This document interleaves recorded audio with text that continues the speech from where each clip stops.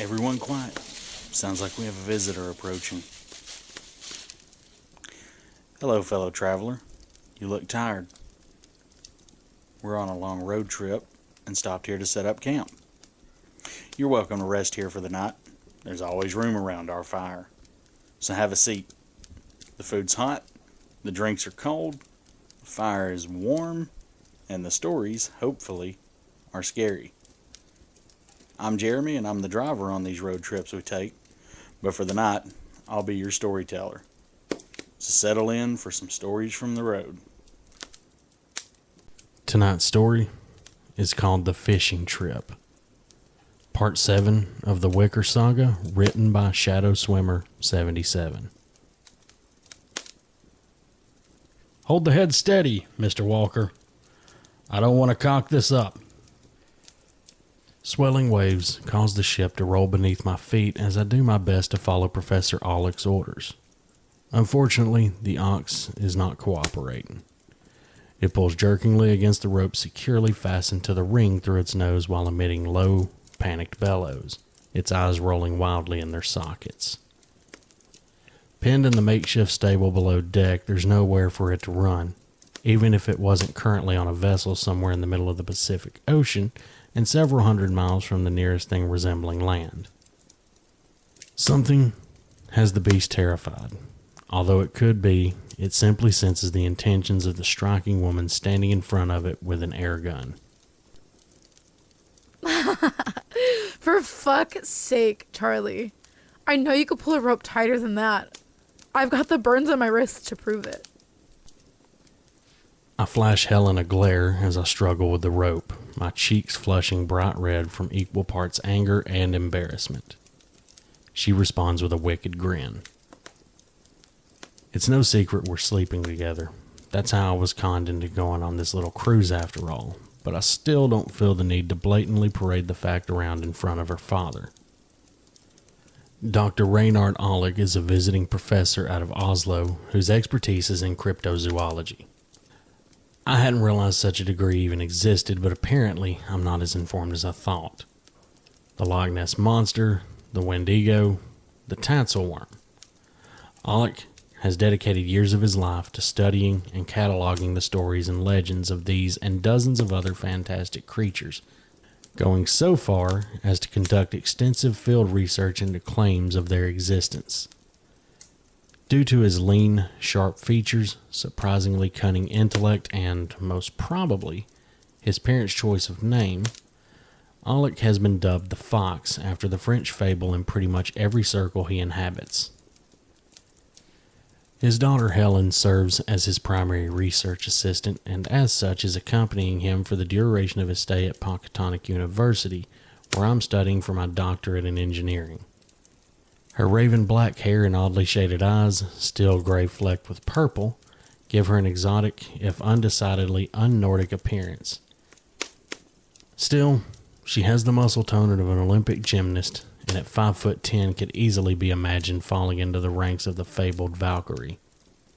I first saw her at a social mixer last fall and was immediately taken. Imagine my shock when my lame attempts to talk to her were accepted and even encouraged. 2 weeks later we were, well, like it was going out of style. Our relationship stayed on that course for about 6 months when she informed me she would be going with her father for an extended trip during the summer as part of his research. Would I like to accompany them? The fact that she'd been naked when she'd asked probably helped guide my decision. And that's how I came to be wrangling a terrified ox on a Korean manned fishing boat 600 miles off the Japanese coast. Wrapping the rope more firmly around my hands, I brace my foot against the bulkhead and pull as hard as I can, momentarily arresting the panicked animal's movement. Hit it! Jesus, hit it now! Helen professionally places the air gun between the ox's eyes and smoothly depresses the trigger, punching a tiny metal rod through skin and bone and into the creature's brain. Its eyes roll back in its skull, and its slack tongue lolls out of its mouth before the ox collapses to its knees and finally slumps to the floor on its side. I detangle myself from the rope, angry red depressions crisscrossing my hands and up my arms, and wiped the sweat from my forehead. Christ, I've never done this before, but I mean, don't they usually use a cattle prod or something to stun these guys first? The fox gives me a pinched look. In your typical slaughterhouse, yes, Mr. Walker, but I've found it best to avoid using electricity whenever possible in these matters. There can be unforeseen complications. Besides, certain research suggests the chemicals released in the brain due to intense fear serve as something of an intoxicating marinade for more predatory creatures.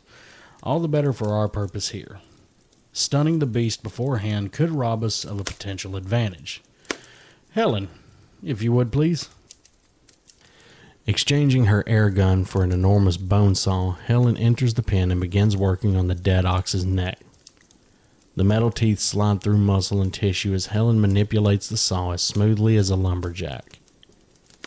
It catches briefly when it hits vertebrae, but she pulls the blade free with a sickening cracking noise of snapping bone before repositioning and continuing her grisly work.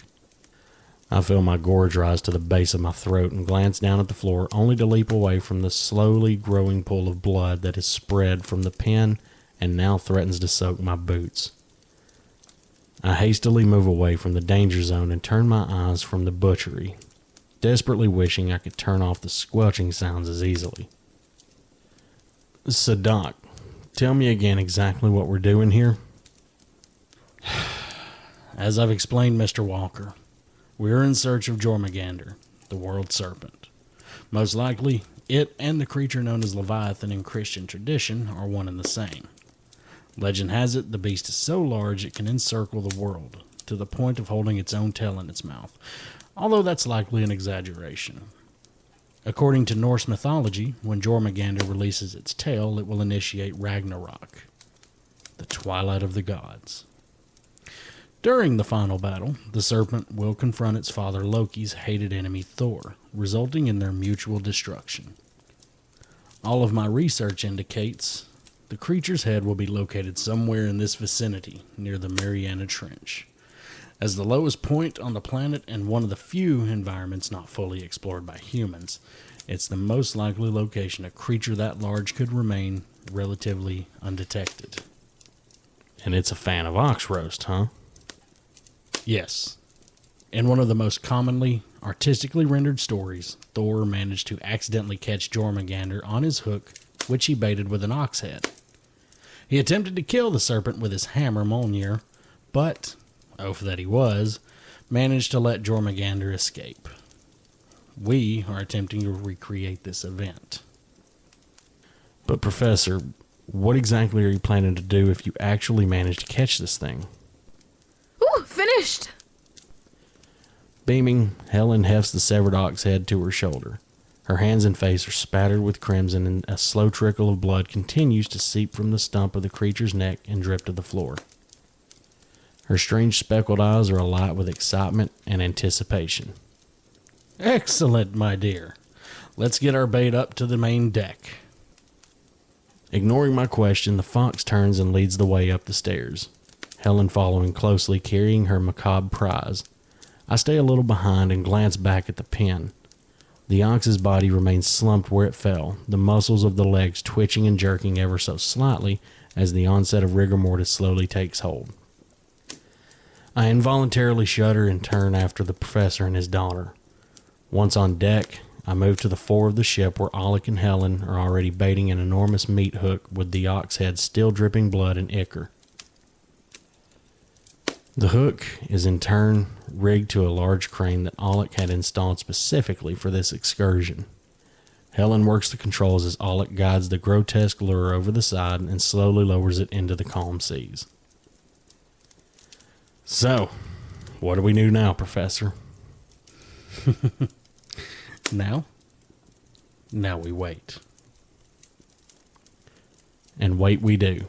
For weeks, the seas are calm. The sky is clear. Every few days, we repeat the exercise below deck with another terrified ox as the seawater rapidly rots the head to a state where I doubt even a monster would find them appetizing.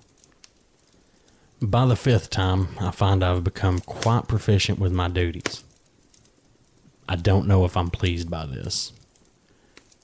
One day is soon lost in the next with little to distinguish them other than the occasional morning slaughter.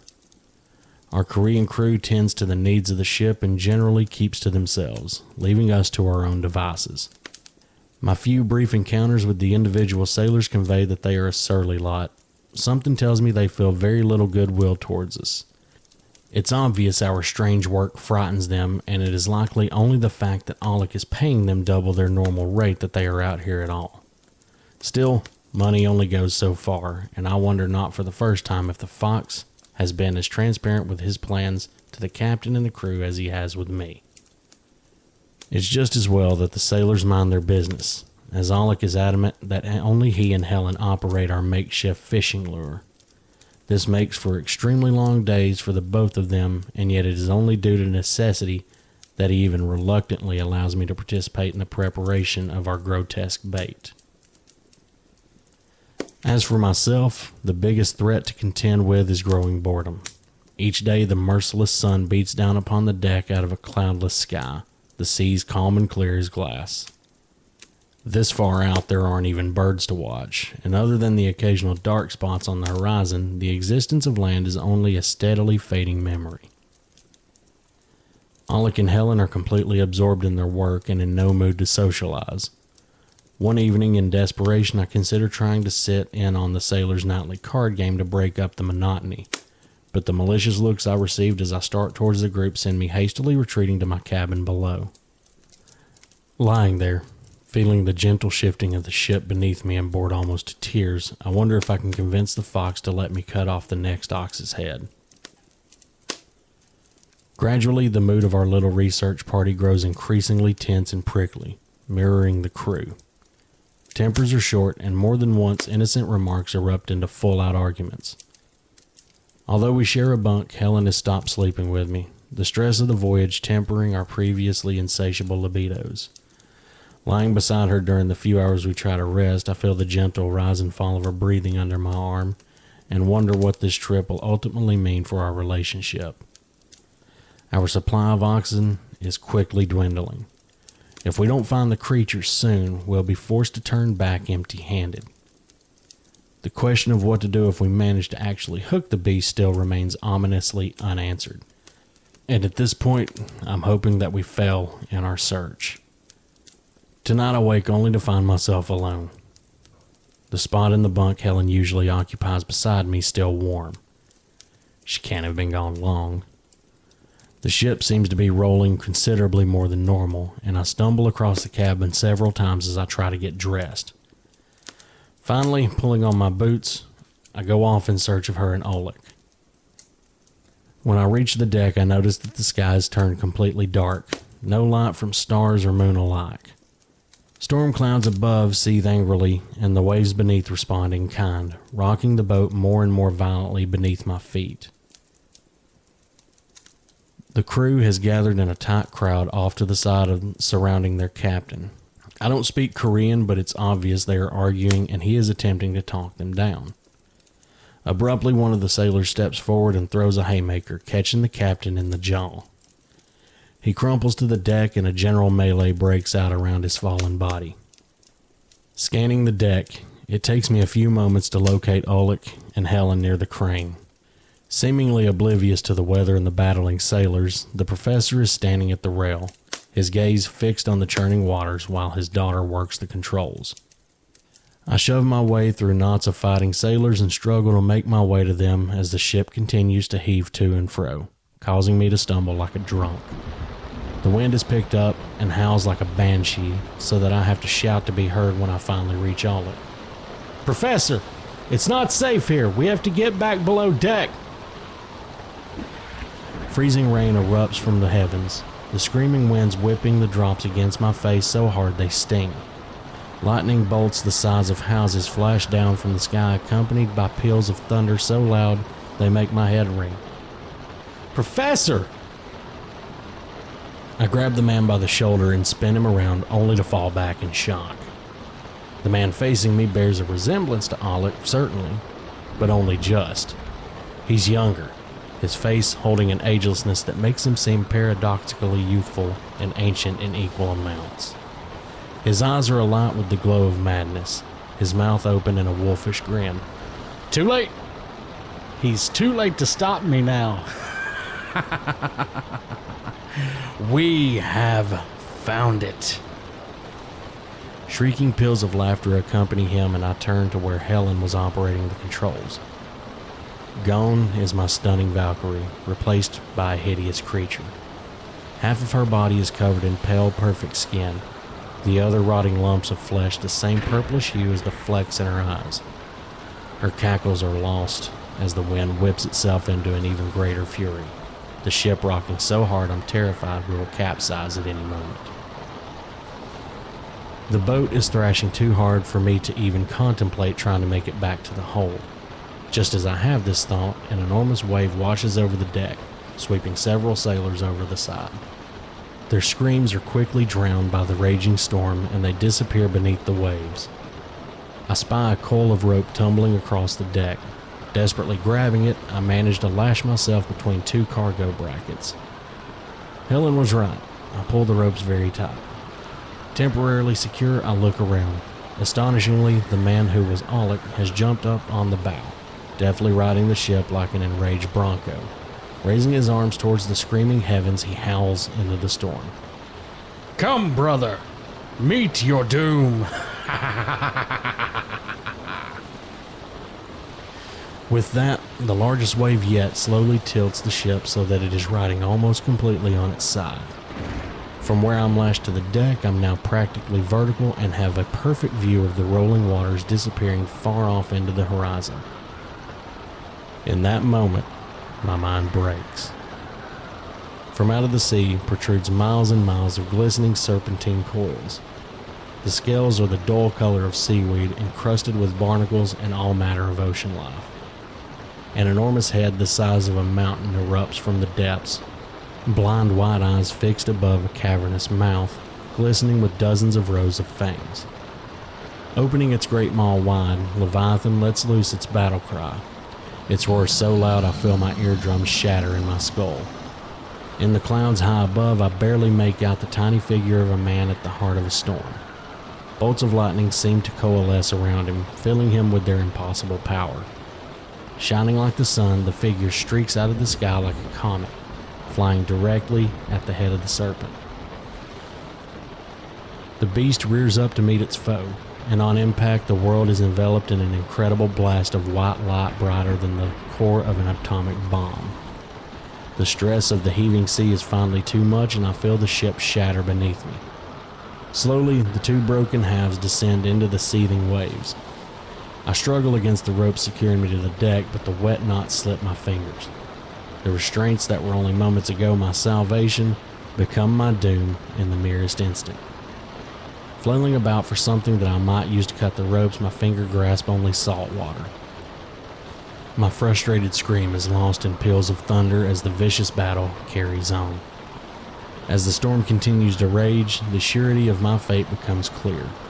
I relax as the raging waters roll over me, ultimately accepting the inevitability of what is to come. I breathe in deeply, welcoming water into my lungs, my only thought that I may be one of the lucky ones. Soon, even that thought is lost as I sink deeper. My mind is black as the seas that embrace me.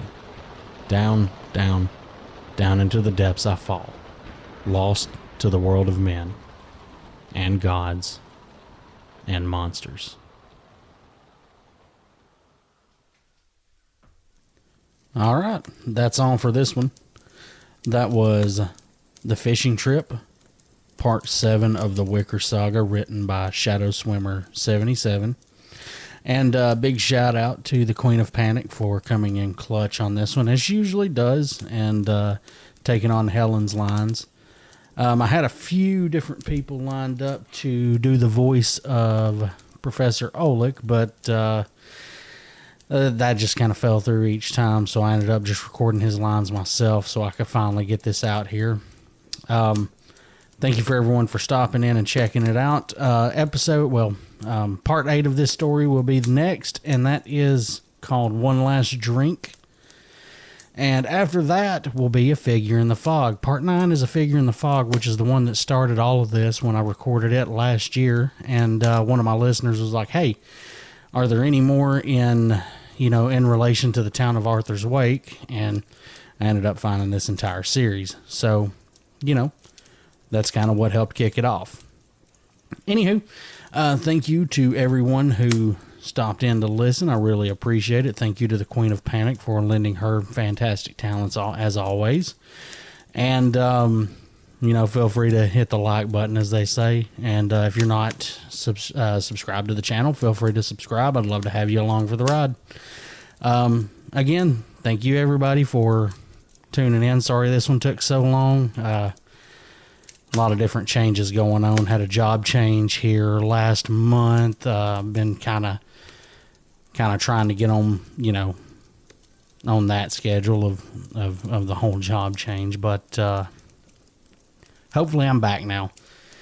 That's the plan, at least. And hopefully I can get back to doing 1 or 2 episodes a week. I'm hoping for it, but I've been a lot busier than usual here lately. But that's going to do it for tonight. We are going to get some sleep. So let's keep that fire burning low. Good night, everyone.